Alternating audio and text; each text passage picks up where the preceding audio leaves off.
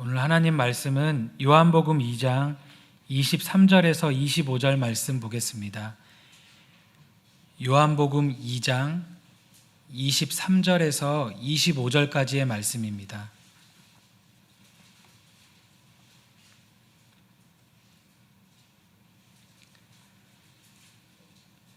요한복음 2장 23절에서 25절까지 우리 한 목소리로 함께 읽어보겠습니다. 시작. 유월절에 예수께서 예루살렘에 계시니 많은 사람이 그의 행하시는 표적을 보고 그의 이름을 믿었으나 예수는 그의 몸을 그들에게 의탁하지 아니하셨으니 이는 친히 모든 사람을 아심이요 또 사람에 대하여 누구의 증언도 받으실 필요가 없었으니 이는 그가 친히 사람의 속에 있는 것을 아셨음이니라. 아멘. 오늘 말씀의 제목은 영생 얻는 참된 믿음입니다. 영생 얻는 참된 믿음. 영생을 얻을 수 있는 믿음은 어떤 믿음인지, 무엇이 예수님께서 보실 때 바른 믿음이고 참된 믿음인지 오늘 말씀을 통해서 같이 나누려고 합니다. 우리 23절을 다시 한번 읽어보겠습니다. 시작. 유월절에 예수께서 예루살렘에 계시니 많은 사람이 그의 행하시는 표적을 보고 그의 이름을 믿었으나 23절에 보면 유월절에 예수님께서 예루살렘에 계시면서 표적을 행하셨다고 이렇게 말씀하고 있습니다. 유월절에라는 단어를 찾아보면 유월절 기간 동안 내내 이런 뜻입니다. 유월절 기간 동안 내내, 당시에 이스라엘 사람들은 유월절을 7일 정도 보냈고 준비 기간까지 합치면 약 7일에서 10일까지의 기간을 유월절로 이렇게 보냈는데, 이 기간 동안 내내 예수님께서 예루살렘에 계시면서 그곳에서 표적을 행하셨다는 거예요. 이 표적이라는 단어를 찾아보면 복수로 쓰였습니다. 그래서 표적들을 행하셨다. 그리고 이 행하셨다라는 이 시제도 찾아보면 미완료 과거형으로 반복적으로 계속해서 예수님께서 표적들을 행하셨다, 이런 뜻입니다. 그러니까 예수님께서는 유월절 기간 약 7일에서 10일이 되는 이 기간 동안 예루살렘에 계시면서 계속해서 반복적으로 표적들을 행하신 거예요. 표적이라는 것은 확증하는 표시, 증명하는 표시라는 뜻입니다. 그래서 이것은 어떤 것을 의미하냐면 예수님께서 하나님의 아들이시라는 것, 예수님께서 바로 그 메시아이시라는 것을 나타내주고 보여주는, 표적이 나타나면 그 표적 때문에 예수님의 어떤 신성이 드러나게 되고, 그로 인해 예수님이 하나님의 아들이시구나, 예수님은 신적인 존재이시구나, 예수님이 바로 메시아이시구나, 이렇게 알게 해주는 이적, 이것이 바로 표적이라는 의미예요. 그래서 요한복음 20장 31절에 보면 요한복음을 기록한 목적 자체가 바로 예수님이 하나님의 아들 그리스도이심을 믿고 그 이름을 힘입어 생명을 얻게 하게 하려고 이 요한복음을 기록했다고 저자가 밝히고 있습니다. 그래서 요한복음 1장부터 보면 계속해서 예수님께서 바로 하나님의 아들이십니다, 예수님은 선지하셨던 분이시고 예수님은 전지한 분이시고 예수님이 바로 하나님이십니다 라는 것에 대해서 계속 표적들을 기록하고 있어요. 근데 우리가 잘 알다시피 요한복음에 기록된 첫 번째 표적은 요한복음 2장 11절에 나오는 가나의 혼인잔치에서 예수님께서 물을 포도주로 변화시킨 사건이었죠. 그래서 이 표적을 통해서 예수님께서 영광을 나타내시고 그래서 제자들이 예수님을 믿게 되었다는 기록이 되어 있습니다. 그리고 요한복음에 기록된 두 번째 표적은 요한복음 4장 54절에서 예수님께서 왕의 신하의 아들을 고치신 사건이 기록되어 있어요. 그것이 요한복음에 기록된 두 번째 표적이다, 이렇게 말을 하고 있습니다. 그런데 저희가 읽은 본문 말씀은 그 사이에 이제 들어가 있잖아요. 2장 23절에서 이미 예수님께서는 많은 표적들을 행하신 것처럼 이렇게 기록을 하고 있죠. 그래서 이것은 성경이 잘못된 것이 아니라 이제 요한복음 2장 23절에서 그 해답이 들어 있습니다.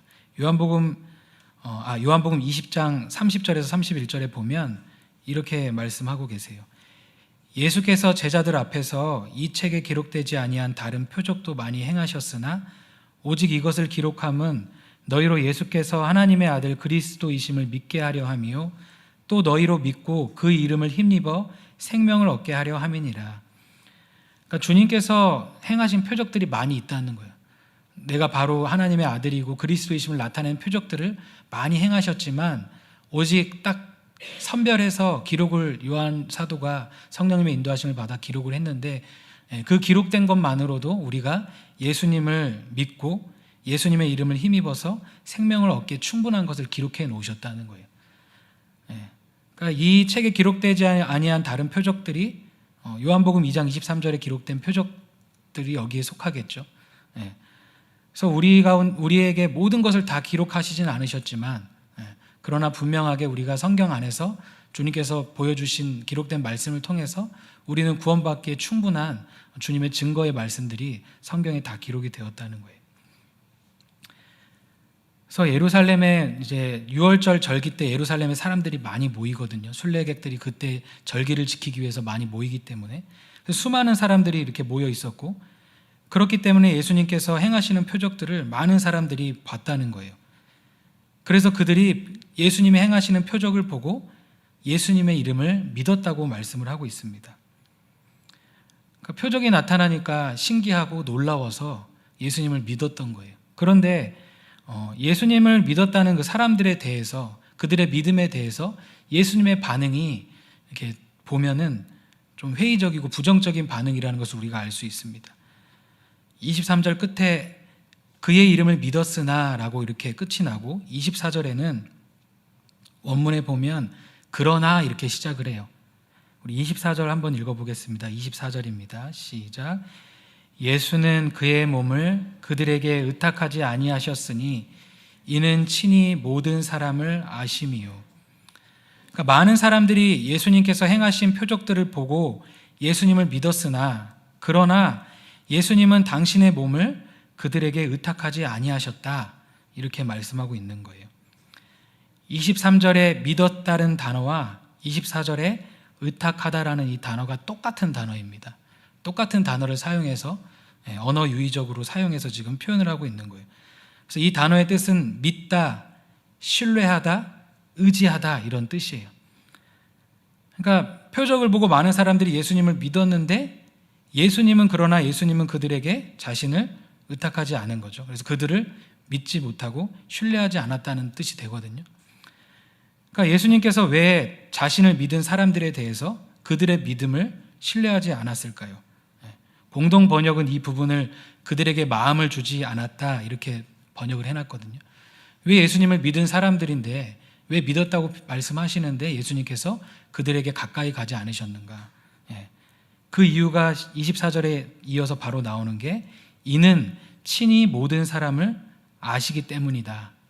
여기서 아신다는 단어는 내가 만나보고 이야기해보고 경험해봐서 아는 그런 단어가 아니라 산 사람의 과거, 또 현재, 미래의 모든 것, 그 사람의 성향, 그 사람의 믿음의 상태, 그리고 그 사람이 신앙을 갖고 있는 그 동기, 신앙생활의 동기, 그리고 신앙생활을 하다가 마음이 어떻게 변덕스럽게 변할지 이런 모든 것들에 대한 그리고 그 사람의 믿음이 지금 진짜 주님께서 원하시는 믿음인지 아니면 그냥 피상적인 믿음을 갖고 있는지 믿음에 관련된 것뿐만 아니라 그 사람의 모든 생각과 모든 것들을 과거, 현재, 미래에 대해서 다 아신다는 그 단어거든요.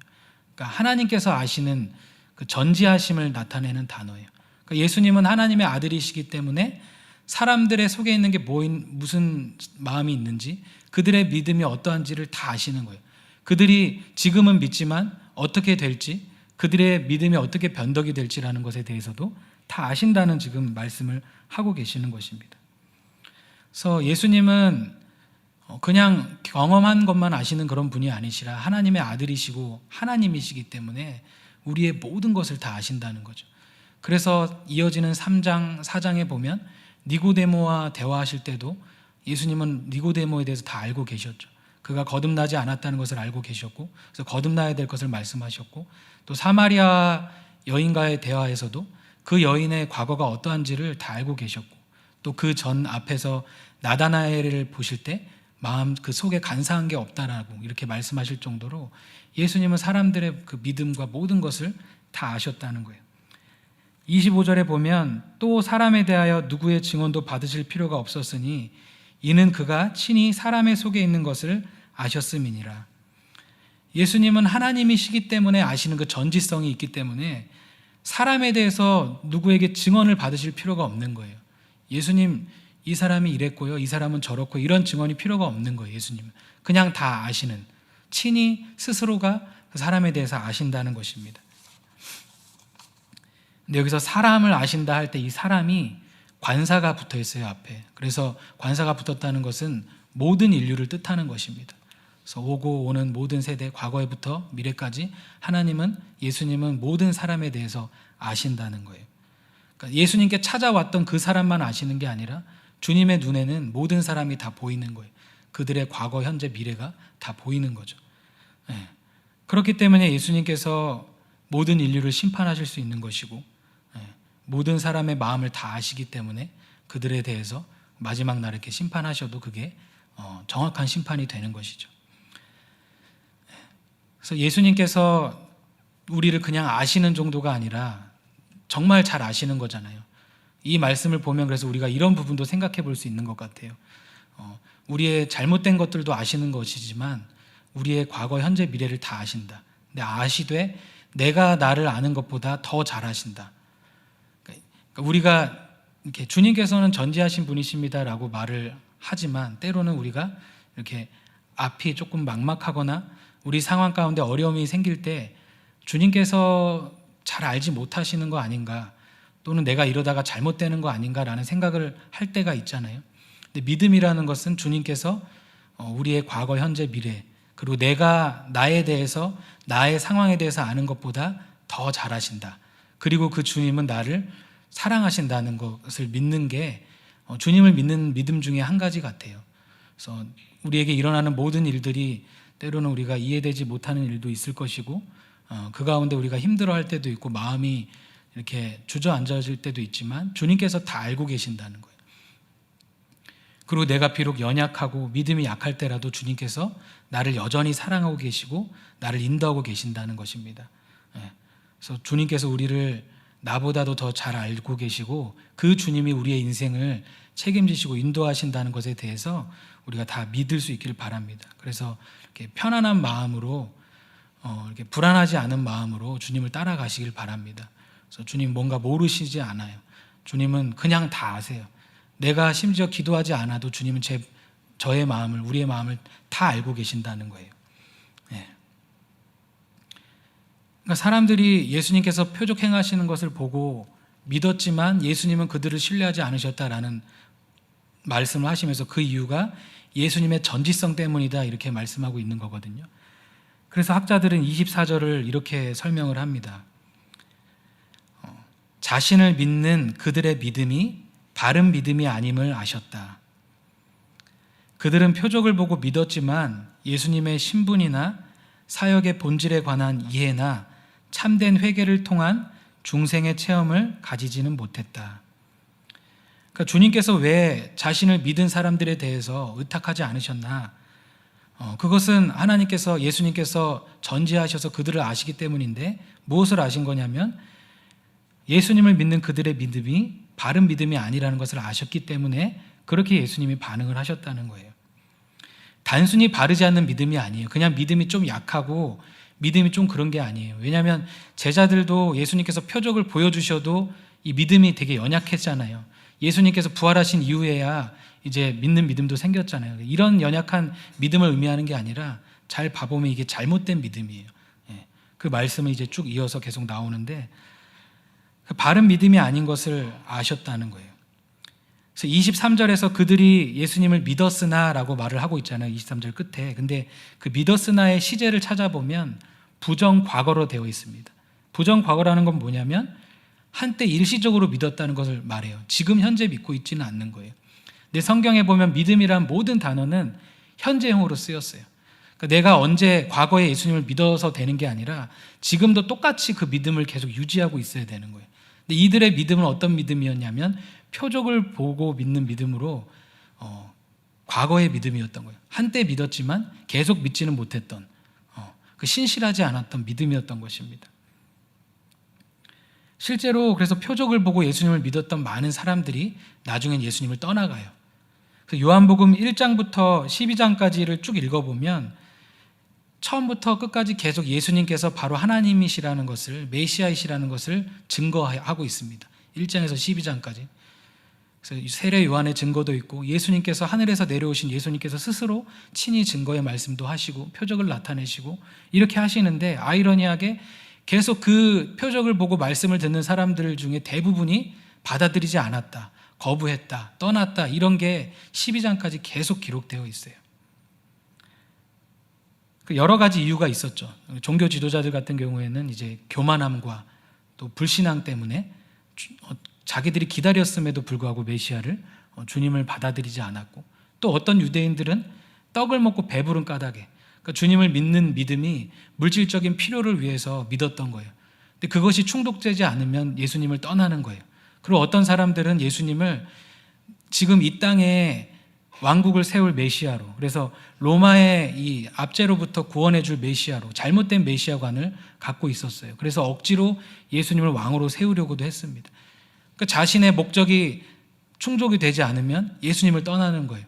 그리고 어떤 사람들은 예수님께서 생명의 그 만나에 대해서 말씀을 막 해주시니까 받아들이기가 힘들다는 거예요. 말씀이 어렵다는 거예요. 그래서 말씀이 걸려서 막 떠나요. 그러니까 1장부터 12장까지 이렇게 예수님이 하나님의 아들이심을 증거하고 있지만 사람들의 반응이 확 나뉘는데, 많은 사람들이, 대부분의 사람들이 이러한 이유들 때문에 예수님을 떠나거나 영접하지 않거나 믿다가도 다시 떠나는, 그리고 결국엔 예수님을 죽이는데 이제 앞장서는 사람들이 됐다는 게 내용이 나옵니다. 13장에 가서는 그래서 예수님을 끝까지 따랐던 제자들만이 예수님 곁에 남아있게 됩니다. 그래서 예수님께서는 이렇게 사람들의 믿음을 아시고 그 믿음이 바르지 않을 때는 이렇게 거리를 두실 수밖에 없는 거예요. 그래서 의탁하지 아니하셨으니 라는 이 말씀의 시제도 찾아보면 과거 미완료 시제로 쓰였는데, 그건 무슨 의미가 되냐면 예수님께서 자신을 믿는 그들의 믿음이 바르지가 않아요, 지금은. 그래서 그들의 신앙이 자라고, 그러니까 단순히 자라는 게 아니라 올바른 믿음이 되기까지 그들과 일정한 거리를 유지하면서 기다리실 수밖에 없는 이런 상황을 묘사하는 시제입니다. 그러니까 예수님께서 사람들이 싫어서 떠나시는 게 아니라 그 믿음을 가지고 가서는 안 되는 거예요. 결국 예수님께서 어떤 것을 말씀하실 때, 진리를 말씀하실 때 그들이 돌을 들고 예수님을 떠나는 거예요. 그래서 그들의 믿음이 바른 믿음이 될 때까지 거리를 두실 수밖에 없는, 예수님께서 기다리시는. 그래서 우리도 주님이 우리에 대해서 그렇게 인내하시고 용납하시고 기다리시잖아요. 이런 사람들처럼 이렇게 우리가 주님을 신뢰하지 않는 그런 믿음은 아니더라도 때로는 우리가 주님에 대한 바르지 않는 어떤 생각 때문에 그것이 고쳐지고 그것이 해결될 때까지 주님께서 계속 말씀하시면서 우리가 진정으로 회개하고 돌이킬 때까지 기다려 주시는 것처럼, 주님의 말씀과 우리의 마음이 하나가 돼야만 동행할 수가 있는 거예요. 그래서 그것이 되지 않을 때는 주님께서 같이 가시고 싶어도 가실 수가 없는 거예요. 그래서 주님께서 사람들을 포기하고 멀리 떠나는 게 아니라 그런 상황에서, 그런 믿음의 상태에서는 어차피 그들이 예수님을 떠날 수밖에 없기 때문에 사실은 그들이 주님을 떠난 거죠. 그래서 주님께서 이렇게 그들을 신뢰하지 않으신 이유가 바로 그들의 잘못된 믿음 때문이라는 거예요. 그렇다면 예수님을 믿는다고 할 때 어떻게 믿어야 참된 믿음이고 바른 믿음일까? 이것에 대해서 오늘 두 가지 말씀을 좀 찾아보려고 합니다. 같은 요한복음 말씀입니다. 우리 요한복음 1장 11절 12절 말씀 보겠습니다. 요한복음 1장 11절에서 12절입니다.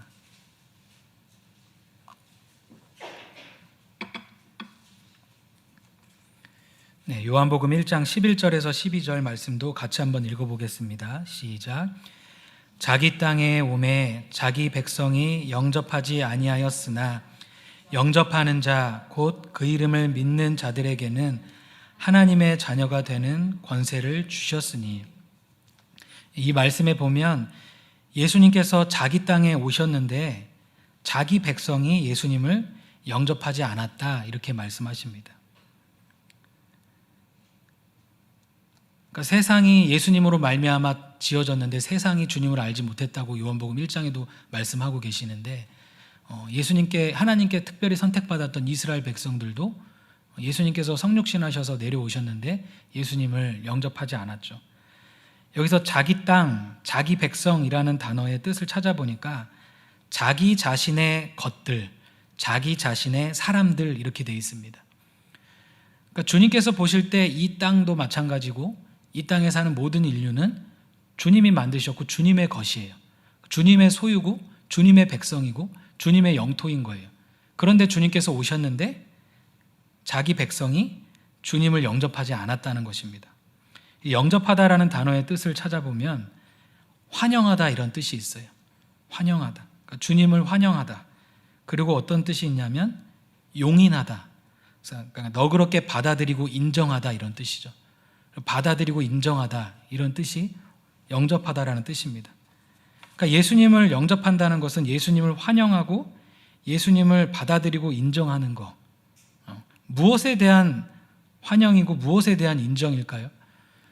예수님께서 우리의 죄를 용서해 주시기 위해서 대신 십자가에 못 박혀 죽으셔서 우리가 죄 용서를 받을 수 있다는 것에 대한, 그래서 예수님이 나의 구세주가 되었다는 것에 대한 영접이겠죠. 그리고 무엇을 인정하고 받아들여야 될까요? 11절 말씀에 보면 자기 땅, 자기 백성이라는 단어를 볼 때 주님을 우리의 주인과 왕으로 영접해야 된다는 것을 말씀하고 있는 거예요. 그러니까 주님께서 원하시는 바른 믿음은 예수님을 나의 왕으로 인정하고 받아들이는 믿음까지 가는 게 주님께서 보실 때 참된 믿음이라는 것입니다. 그리고 여기서 그 이름을 믿는다고 할 때 이 믿음의 시제는 아까도 말씀드렸겠지만 현재 능동태로 기록되어 있어요. 그러니까 예수님을 영접한 이후로부터 지금까지 계속해서 끊임없이 계속해서 예수님을 나의 구주로 나의 왕으로 환영하고 인정하는 것이, 이것이 참된 믿음이고 이런 자들에게 하나님의 자녀가 되는 권세를 주신다고 성경이 말씀하고 있는 거예요. 그래서 그냥 입술로 립싱크하듯이 예수님은 나의 구세주십니다 이렇게 말한다고 해서 되는 게 아니라 그 영접한다라는 의미를 바로 알아야 되는데, 그것은 예수님을 나의 삶의 구주로도 영접해야 되고 내 삶의 주인, 내가 주님의 백성이고 그분은 나의 주인이시라는 것, 내가 그분의 소유이기 때문에 그분의 이제 앞으로 구원받은 이후에는 그분의 통치를 받아야 된다는 것. 그래서 그분께서 뭐라고 말씀하실 때 내가 그분의 종과 백성으로서 그분의 그 말씀을 순종해야 된다는 것까지도 인정하고 받아들이는 거, 이게 주님을 영접한다는 것의 의미라는 거예요. 그러니까 주님을 구주로는 영접했지만 왕으로는 영접하지 않을 수도 있다는 거죠. 그 말은 왕으로 영접하지 않았을 때 나타나는 특징은 그 죄에 대해서 이제 회개하고 죄를 끊는, 그리고 끊을 뿐만 아니라 하나님께서 뭐라고 말씀하시면 나의 생각과 다르더라도 내 생각을 고치는 이런 것들이 나타나지 않게 되죠. 왜냐하면 실제로 내가 주님을 내 삶의 주인으로 받아들이지 않고 있다는 거기 때문에. 물론 우리가 순종하기가 어려운 부분이 있고 과정 중에 시간이 걸리는 부분이 있어요.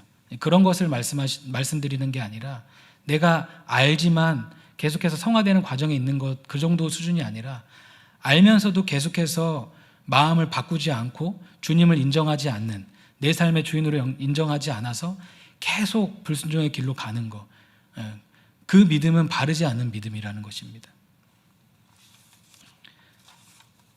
그리고 어떤 믿음이 또 참된 믿음인지 한 말씀 마지막으로 더 찾아보겠습니다. 요한복음 3장 36절입니다.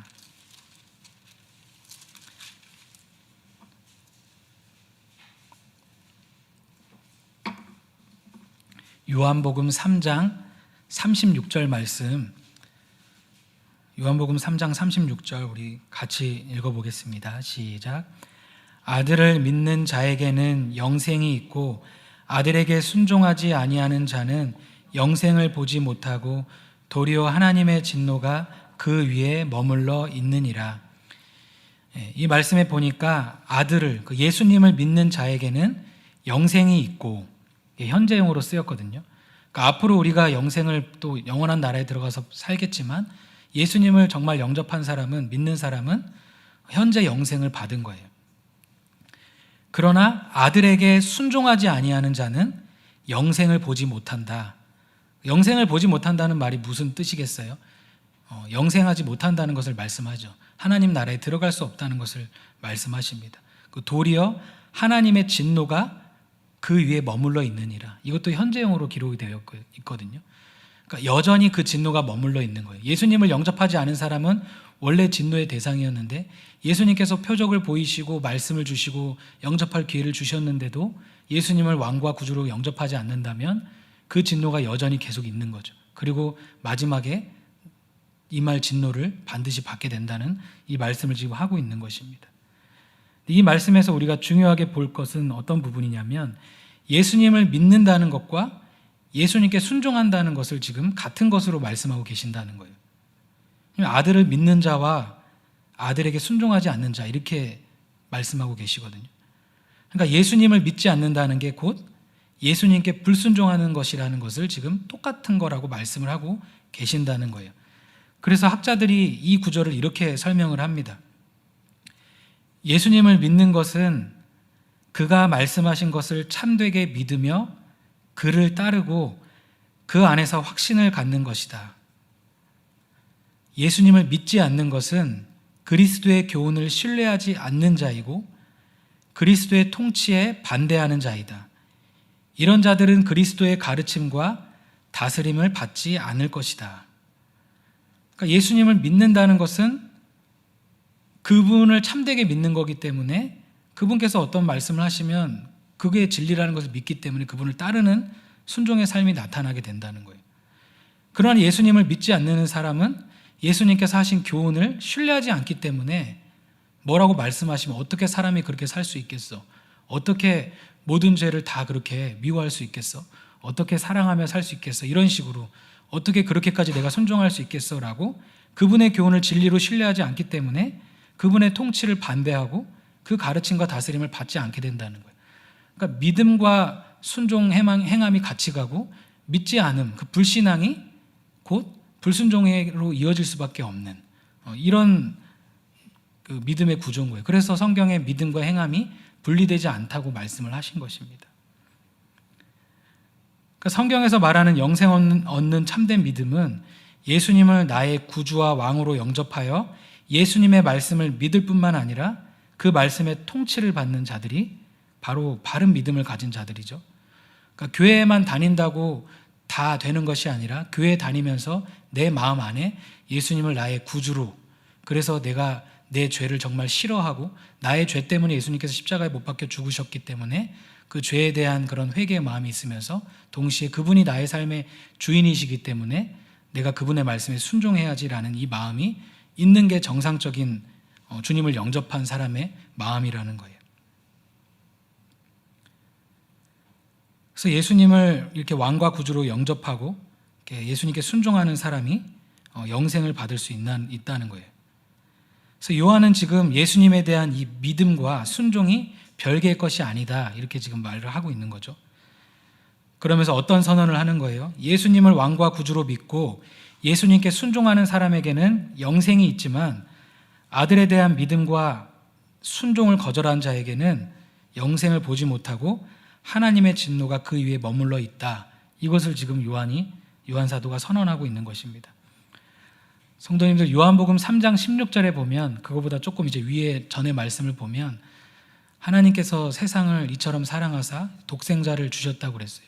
독생자를 주신 이유는 예수님을 믿는 자마다 멸망치 않고 영생을 얻게 하시기 위해서. 그러니까 하나님은 이 세상을 사랑하시는 거예요. 온 인류를 사시는 거예요. 그래서 하나뿐인 아들 예수님을 보내주셔서 그 아들 예수님을 믿기만 한다면 멸망치 않고 영생 얻을 수 있게 하셨다는 거예요. 그런데 이어서 요한복음 3장 36절에는 이 영생 받는 혜택이 무조건적으로 모든 사람에게 임하는 건 아니라는 거예요. 하나님께서 모든 사람을 선별적으로 이렇게 어떤 사람은 사랑하고 어떤 사람은 버리기로 작정하신 이런 예정론은 아니지만, 그것은 잘못된 진리지만 하나님의 사랑을 온 세상을 향한 게 맞지만 그 사랑의 결과 실제로 영생을 얻을 수 있는 기회는 아들을 믿는 자, 아들에게 순종하는 자에게만 그 영생을 얻을 수 있는 것이고, 아들을 믿지 않고 불순종하는 자는 그 영생의 혜택을 받을 수가 없다고 지금 말씀하고 있는 것입니다. 그러니까 사도 요한이 계속해서 선택하라는 거예요.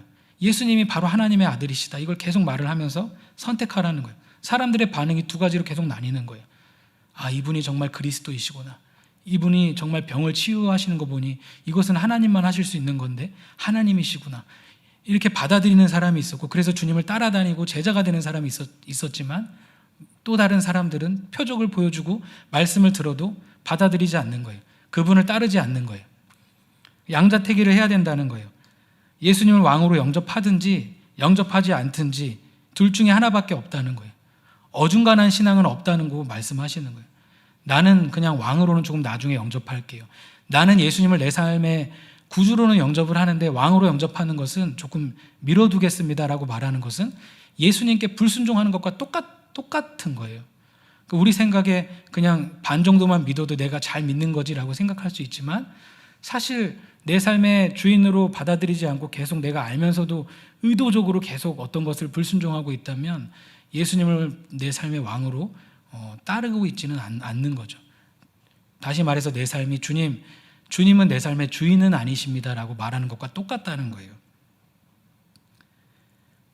그래서 내 삶의 어떤 분야에 있어서 주님께서 말씀을 하시는 어떤 분야가 있을 수 있잖아요. 사람마다 여러 가지가 있을 수 있는데, 그 분야에 있어서 주님께서 왕으로서, 주님께서 우리의 주인으로서 어떤 것을 말씀하실 때 우리가 그것을 알아들었고, 그것을 주님께서 내 삶의 주인이시라는 것을 인정한다면 순종하는 그 행동으로 나가게 되겠죠. 그래서 우리 삶에 내가 아직도 주님을 주인으로 인정하지 않고 영접하지 않는 부분은 없는지, 이런 것들을 돌아보기를 원하시는 것입니다. 그러니까 교회에서 그렇게 말을 하면 안 되는 거예요. 예수님을 구주로 영접하면 그 이후에 어떻게 살아도 구원받을 수 있습니다 라고 말을 하면 안 되는 거예요. 요한복음 3장 36절 보니까 영생이 없고 하나님의 진노를 받을 사람들에게, 다시 말해서 예수님을 왕으로 영접하지 않고 자기가 마음대로 살고 그러면서 마음대로 죄지면서 불순종하면서 사는 사람에게 예수님을 당신이 예전에 한번 영접했기 때문에 천국에 갈 거예요 라고 말하면 안 된다는 거 말씀하고 있는 거예요. 그러니까 이건 너무한 말이 아니라 어떤 특별한 교회만 말을 할 수 있는 게 아니라 하나님 말씀이 그렇다는 것입니다. 그래서 왕과 구주로 영접하고 그분을 따르는 삶을 사는 사람이 진짜 구원 얻는, 영생 얻는 참된 믿음의 사람이라는 거예요. 그래서 마태복음 7장 21절에도 나더러 주여 주여 하는 자마다 다 천국에 들어갈 것이 아니라고 말씀하시잖아요. 하늘에 계신 아버지의 뜻대로 행하는 자라야 천국에 들어간다고 예수님께서도 분명히 말씀을 하셨습니다. 그래서 영생의 유일한 길은 예수님을 왕과 구주로 영접하여 그 예수님께 순종하는 삶을 사는 거예요. 그리고 이 믿음이 일시적이고 과거적인 것이 아니라 계속해서 그 믿음을 유지하는 그 삶, 이것이 예수님께서 찾으시는 바른 믿음이고 영생 얻는 참된 믿음이라는 것입니다.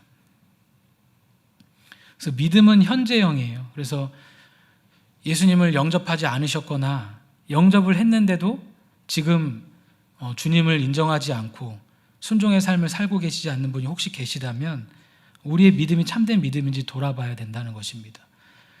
그래서 학생들도 부모님을 따라서 처음엔 교회에 나가게 되겠지만 주님을 반드시 내 삶의 죄를 용서해 주시는 구주와 나의 삶의 주인으로 영접을 해야 돼요. 그래서 부모님 말씀에도 순종해야 되는 게 맞지만 부모님의 권위보다 더 높은 하나님의 말씀에 순종하는 삶을 사는 게 그 사람이 구원받았다고 말해주는 삶의 모습들인 거예요. 그러니까 교회만 계속 다니고 교회에 계속 왔다 갔다 한다고만 다 되는 게 아니라 내 스스로가 지금 현재의 나의 믿음이 예수님을 구주로 영접하고 있는지, 예수님을 나의 주인으로 지금 인정하고 있는지를 생각해 봐야 돼요. 만약 여기서 어떤 것이 내 삶에 온전치 않은, 바르지 않는 믿음이 있다면 이 믿음을 바른 믿음으로 바꿔야죠. 예수님을 받아들여야죠. 예수님을 내 삶의 구주와 임금으로 인정하고 환영을 해야 됩니다. 그렇지 않는다면 예수님께서 우리의 믿음이 두터워질 때까지 기다리실 거예요. 그래서 우리가 때로 신앙생활이 좀 이렇게 벽이 있는 것 같고 주님과의 교제가 잘 안 되고 그럴 때 돌아봐야 될 부분 중에 하나가 내가 예수님께 불순종하고 있는 것은 없는지를 돌아봐야 될 때가 간혹 있습니다. 주님께서 우리의 그 잘못된 마음과 잘못된 믿음이 이렇게 회개되고 변화될 때까지 기다리시는 거예요. 그래서 내 안에 내 어떤 삶의 분야에 주님께서 내 삶의 주인으로 인정되지 않는 부분은 없는지, 잘못된 믿음을 갖고 살고 있는 것은 없는지, 이런 것들을 돌아보고 그런 것들을 회개하고 그런 것들을 놓고 기도해야 합니다.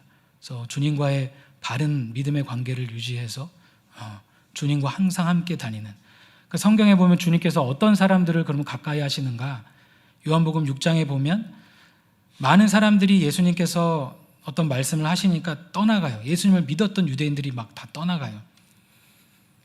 그래서 예수님께서 제자들에게 너희도 나를 떠날 거냐고 물어보시죠. 그때 베드로가 영생의 말씀이 주님께 있는데 우리가 어딜 갑니까? 라고 대답을 하죠. 그런 자들과 예수님이 함께 계시는 거예요. 그러니까 주님께서 어떤 것을 말씀하시면 제가 어떻게 그 말씀을 지켜요? 어떻게 그렇게 신앙생활할 수 있어요? 어떻게 그렇게까지 과격하게 내 삶을 바꾸고 순종할 수 있을까요? 이렇게 말하는 자들과 함께 계시는 게 아니라 그런 자들과는 오히려 그들이 잘할 때까지 거리를 두시지만, 주님 어려운 말씀이지만 주님 지금 당장은 내가 버거운 것 같지만 주님의 말씀이 진리의 말씀임을 알고 주님께서 내 삶의 주인이심을 내가 믿고 주님의 말씀이 영생인 줄을 내가 믿습니다. 그래서 나는 주님 곁에 있겠습니다 라고 하는 자들에게 주님이 함께 계신다는 거예요.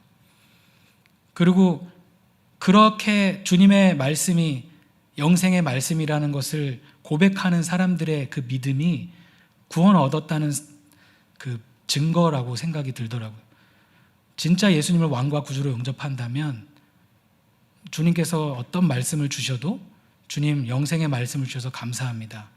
지금은 제가 비록 순종하기가 어려운 것 같지만, 지금은 제가 연약한 부분이 있지만 주님 도와주세요. 순종하길 원합니다. 이렇게 반응하는 사람이 진짜 예수님을 영접한 사람의 반응인 거예요.